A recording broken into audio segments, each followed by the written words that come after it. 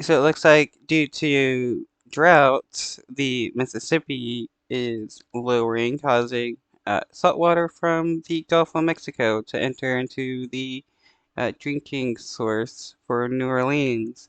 Does this mean the end for the city of New Orleans? Tonight, the state of Louisiana is facing a potential drinking water crisis.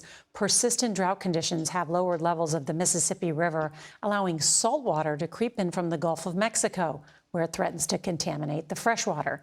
CBS's Omar Villafranca is in New Orleans, where the city has declared an emergency. This is pretty significant. Heath Jones is with the Army Corps of Engineers. They're in a race to fix a looming threat brewing underwater.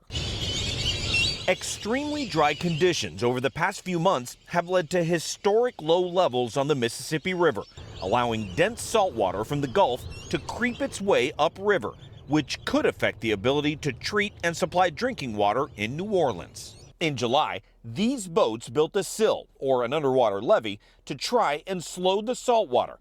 But last week, the sill was overtopped. Now, engineers are working to increase its height by 30 feet. We're about 20 miles south of New Orleans in Plaquemines Parish, and this is where the Army Corps of Engineers is adding to their sill. They're taking silt from the bottom of the Mississippi River and then stacking it over here to form a higher barrier to try to slow down the salt water.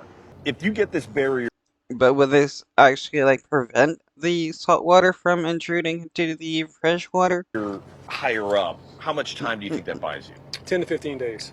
So far, the dense saltwater has moved about 70 miles upriver. It's predicted to hit Belle Chase in southern New Orleans by the middle of next month.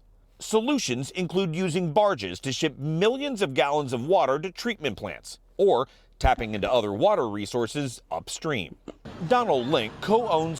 That doesn't seem to be a permanent solution, just temporary solution. Trucking in water from outside, that's expensive. Several restaurants in the Big Easy. He's already inquiring about water tanks. We're not just going to sit here and hope.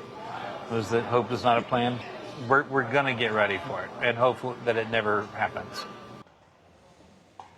The underwater battle is having ripple effects on boat traffic. Parts of the Mississippi River behind me will go down to one lane for big boats, and that's going to slow down the shipment of important goods like grains and soybean. But it's only temporary.